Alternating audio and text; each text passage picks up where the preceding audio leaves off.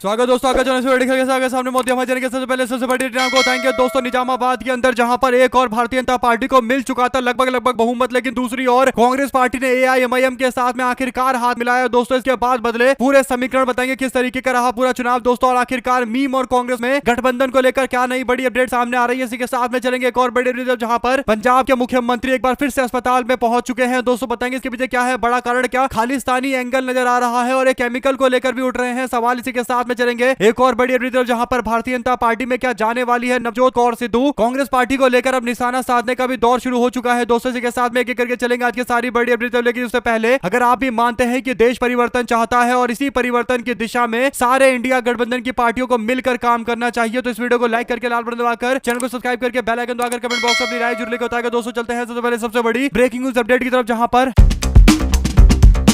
तेलंगाना के नगर निकाय के चुनाव संपन्न होने के बाद अब मेयर और डिप्टी मेयर के पोस्ट को लेकर लगातार हर जगह पर वोट कराए जा रहे हैं दोस्तों। ऐसे में निजामाबाद के इलेक्शन के अंदर एक नए तरीके का रूप देखने को मिला दोस्तों। यहां पर जब इलेक्शन के रिजल्ट सामने आते हैं तो भारतीय जनता पार्टी को 28 सीटें 65 में से मिलता है दोस्तों, यानी भारतीय जनता पार्टी को केवल 5 और लोगों के समर्थन की जरूरत थी और 33 तक बीजेपी का आंकड़ा पहुंच जाता तो भाजपा निजामाबाद के अंदर पहली बार अपना मेयर और डिप्टी मेयर दोनों बना लेती दोस्तों। हालांकि बीजेपी ने तमाम कोशिश के बावजूद अपना आंकड़ा केवल 31 तक पहुंचा पाई और इस बीच कांग्रेस पार्टी और एआईएमआईएम ने एक बड़ा फैसला लिया दोस्तों। दोनों ने कहा कि एक साथ मिलकर चुनाव लड़ेंगे और एक साथ मेयर के चुनाव में एक दूसरे का साथ देंगे तो दोनों को फायदा मिलेगा दोस्तों। इसके बाद कांग्रेस पार्टी ने मेयर पोस्ट को लेकर अपना उम्मीदवार मैदान में उतारा। कांग्रेस पार्टी के पास 17 पार्षदों का समर्थन और एआईएमआईएम के पास 14 पार्षदों का समर्थन था दोस्तों। तो दोनों का आंकड़ा मिलाकर 31 पर पहुंच गए और 3 और सहयोगियों ने सपोर्ट कर दिया तो आंकड़ा 34 तक पहुंच गया दोस्तों। और यहाँ पर मेयर कांग्रेस पार्टी का और डिप्टी मेयर एआईएमआईएम का बन चुका है। ऐसे में एआईएमआईएम और कांग्रेस पार्टी ने मिलकर कहीं ना कहीं एक अच्छा रूप दिखाया दोस्तों। दोनों ने मिलकर यह सुनिश्चित किया कि भारतीय जनता पार्टी का उम्मीदवार यहां पर चुनाव ना जीते, जबकि बीजेपी के धर्मपुरी के सांसद यहां पर पूरी कोशिश कर रहे थे कि निजामाबाद के अंदर उनकी सरकार बन जाए, उनका मेयर बन जाए, डिप्टी मेयर बन जाए। पहली बार ऐसा होता अगर बीजेपी जीत जाती दोस्तों, लेकिन अंतोगत्वा दोनों पार्टियों ने यानी कांग्रेस पार्टी और एआईएमआईएम ने मिलकर एक अच्छा रंग दिखाया दोस्तों। और दोनों ने मिलकर यह सुनिश्चित किया कि कांग्रेस पार्टी का मेयर और एआईएमआईएम का डिप्टी मेयर चुनाव जीत जाए। अगर आप भी मानते हैं किसी तरीके से दोनों पार्टियों को हर चुनाव के अंदर एक दूसरे का साथ देना चाहिए और उसी से बीजेपी को अलग अलग क्षेत्रों के अंदर रोका जा सकता है, तो अपनी राय जरूर लेकर आगे चलते हैं एक और बड़ी अपडेट दोस्तों, जिसमें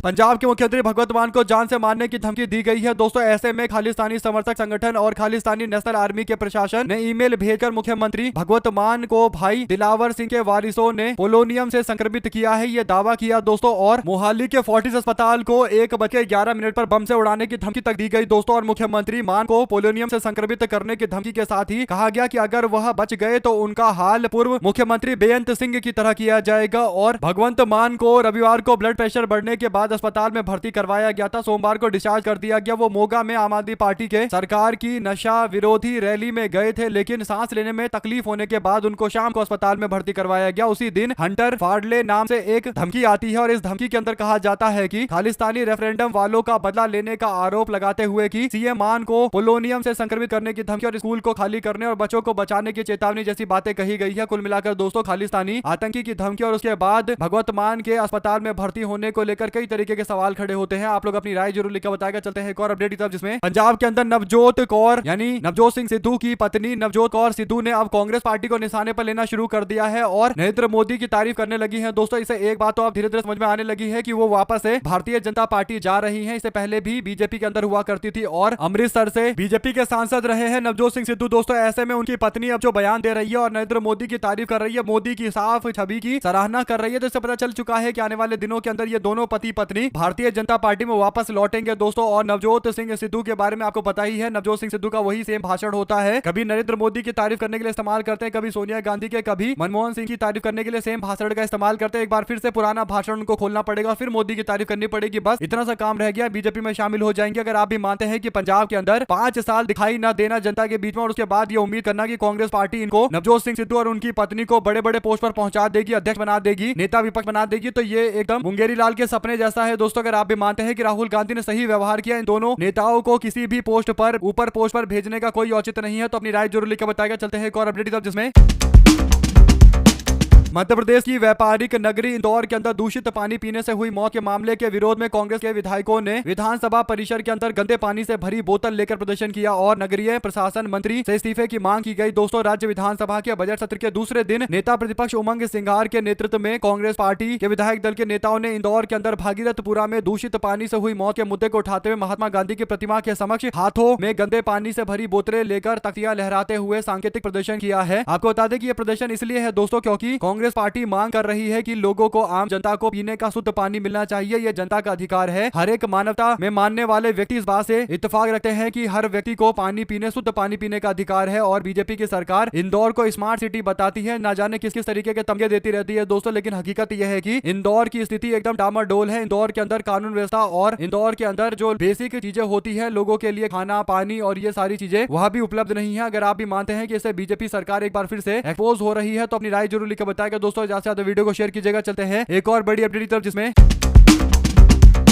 दिल्ली यूनिवर्सिटी में यातायात काफी ज्यादा प्रभावित हुआ दोस्तों। सुरक्षा को खतरा और सार्वजनिक शांति बाधित होने का दावा करते हुए अब एक आदेश जारी किया गया है। दरअसल दिल्ली यूनिवर्सिटी के अंदर छात्रों से कहा गया है कि वो तकरीबन 1 महीने तक कोई भी जुलूस नहीं निकाल सकते, प्रदर्शन नहीं कर सकते, धरना नहीं दे सकते। विश्वविद्यालय के कुल अनुशासक यानी प्रॉक्टर की कार्यालय की ओर से मंगलवार को आदेश जारी करते हुए ये प्रतिबंध इस सूचना के बाद लगाया गया है कि बिना नियंत्रण वाले सार्वजनिक सभाएं कानून व्यवस्था को बिगाड़ देती है। इसमें सिविल लाइंस के सहायक पुलिस आयुक्त द्वारा पहले जारी किए गए उस निर्देश का भी उल्लेख किया गया है जिसमें सार्वजनिक सभाएं करने से, मशाले निकालने से, सामग्री साथ लेने से, नारे लगाने और ऐसे भाषणों पर रोक लगाए जाने चाहिए। सार्वजनिक शांति और यातायात के प्रवाह को प्रभावित करने से रोका जाना चाहिए। कुल मिलाकर दोस्तों, प्रदर्शन करने के लिए जो छात्र निकलते हैं उनको रोकने के लिए आदेश जारी किया गया। और आप लोग जानते हैं कि आदेश क्यों जारी किया गया है, क्योंकि दिल्ली यूनिवर्सिटी दिल्ली के अंदर है दोस्तों, और दिल्ली मतलब भारतीय जनता पार्टी और केंद्र की सरकार जहां से चलती है, वहां पर अगर लोग प्रदर्शन करेंगे तो बीजेपी की सरकार को इससे दिक्कतें होगी और आम जनता जिन मुद्दों के इर्द गिर्द भारतीय जनता पार्टी के खिलाफ मैदान में उतरती है दोस्तों, उसको भी कहीं ना कहीं रोकने की कोशिश की जा रही है। आप लोग अपनी राय जरूर लिखकर बताएगा दोस्तों। ज्यादा से ज्यादा वीडियो को शेयर कीजिएगा। चलते हैं एक और बड़ी अपडेट की तरफ, जिसमें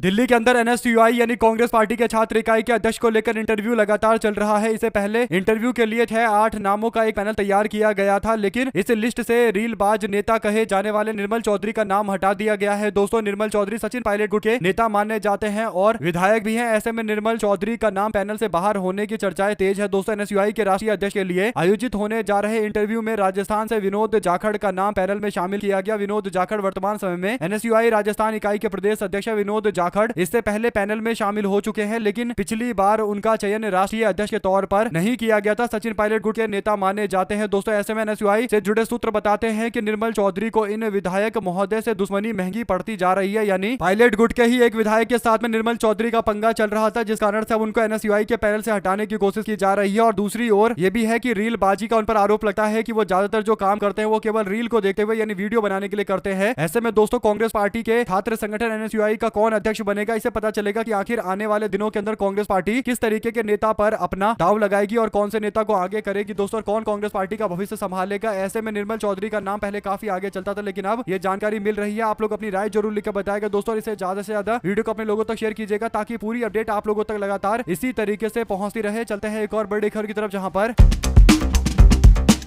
असम की सियासत में चुनावी सरगर्मियां तेज हो गई है। सूत्रों के हवाले मिली जानकारी के मुताबिक राज्य के अंदर इस बार विधानसभा चुनाव एक ही चरण में कराए जाने की तैयारी है। मार्च के पहले सप्ताह में आदर्श आचार संहिता लागू हो सकती है। मार्च के पहले सप्ताह में चुनाव का ऐलान और अप्रैल के पहले सप्ताह में वोटिंग हो सकती है। बीजेपी ने लगातार तीसरी बार सत्ता में वापसी के लक्ष्य के साथ ही अपनी रणनीति लगभग तय कर ली है दोस्तों। आप लोग अगर मानते हैं कि हिमंता बिस्वा शर्मा को इस बार सत्ता से बाहर होने से कोई नहीं रोक सकता और परिवर्तन होकर रहेगा असम के अंदर, तो अपनी राय जरूर लेकर आएगा। बहुत बहुत धन्यवाद सभी दोस्तों, भाइयों बहनों मित्रों का जुड़े रहने के लिए। आप सभी दोस्तों, भाइयों बहनों मित्रों का जय हिंद।